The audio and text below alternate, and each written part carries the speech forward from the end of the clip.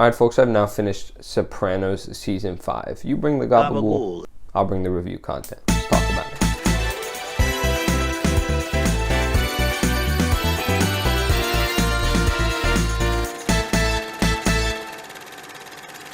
it. Folks, the season starts off, and there's one thing that is just noticeably clear, and if you watch the show in succession, sort of like I've been doing, you can see that the show just gets darker and darker through each season, and it's at its peak here, because of course we are in season 5. This is the furthest I've progressed here, and it is such a far cry from how the show began, where one of my complaints was just how outdated some of the violence was. The blood's not real.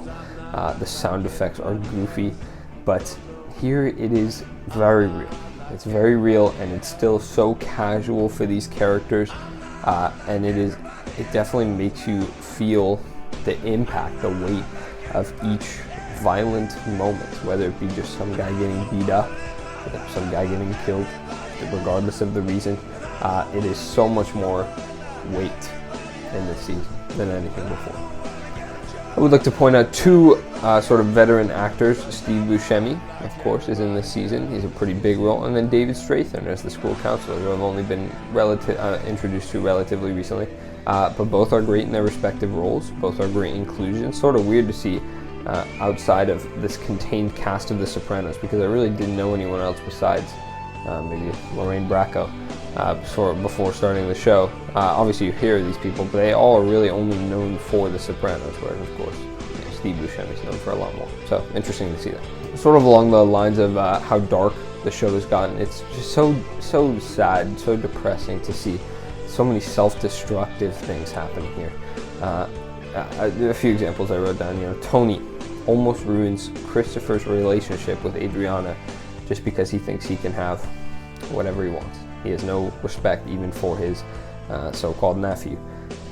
Tony B almost goes straight. He's so close. He's so close to starting this new life for himself, and spoiler, click away if you haven't seen, but sparing himself from being killed by his own cousin. But he doesn't. He can't do it because of his gambling addiction. Tony Soprano again. Tony's really king of self-destruction. He's beating up people left and right. He beats up Christopher after his wife dies. He's not a good guy. He's not a good guy. He's an excellent character, not a good guy. And the self-destructiveness is it's heartbreaking. So obviously, I just sort of touched on it, but both Tony B and Adriana die in this season, and Adriana's death is of course very, very heavy. She's been known for 5 seasons now. She's a fully fleshed out character. She was like a real person for the show, and she died because she was being stupid, and yet this life is it's unforgiving. So she's killed, and that one obviously hits hard. Tony B did hit it hard for me. Obviously they were trying to go for Tony being conflicted because he's his cousin, and yet he has to reconcile with the horrible thing that he did, and that he does need to die. And of course, if it were in the opposite situation, Tony would have been pretty furious if the guy who killed his brother hadn't faced revenge. But it didn't hit as hard for me because he sort of dies halfway through the finale, and then they go on to discuss less important things. Anyway, I feel like that one could have been definitely a little stronger, but Adriana's, of course, was impactful. I love to see more of Johnny Sack, of course. That cliffhanger at the end, I don't really know where that will go, but he's become a favorite of mine. He's a great character, one of the greatest antagonists of the show. What I'm not a fan of is Tony and Carmela getting back together after that explosive season 4 finale. It sort of feels like it undoes a lot of that, and I'm not a fan of that. I don't think it was a very satisfying conclusion. I'm not even sure quite why they did it, but didn't like that. Sort of kills that one for me. Folks, there's a lot of mixed opinions on this season, and what I'm seeing, a lot of people have it as their favorite. A lot of people have it as their least favorite. I'm neither here nor there. I will say I really enjoyed this season, and then its great moments are just great. But for the most part, I wasn't too engaged with the stories it was trying to tell me. And there may be something to say about just how mature it's sort of become, that it's more appreciated than enjoyed.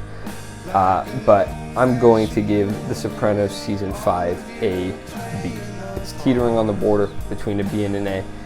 but it just wasn't there for me all the way at all the times, aside from some of the greater moments, and it just didn't sell itself as one of the better seasons of The Sopranos for me. Still liked it a lot. Still had a great time with it. Well, I don't know if that's the right word. It was still good. It was still a great season, but I'm going to give it a B. Alright folks, next up is of course Season 6A. I will review it in the 2 chunks, Season 6A and 6B, which means only 2 more Sopranos seasons reviews, and then I will, when Many Saints of Newark comes out, do a ranking of all the seasons and the movie, folks. Stay tuned for that. Alright folks, I've been EPC Reviews. If you've seen The Sopranos Season 5 and you want to let me know your thoughts about it, because again, this one is sort of conflicting, so I'd love to see if you're in the love it camp or the maybe not love it camp. But you've been amazing. I've not been amazing. You've been amazing. And I'll see you in the next video. Bye-bye.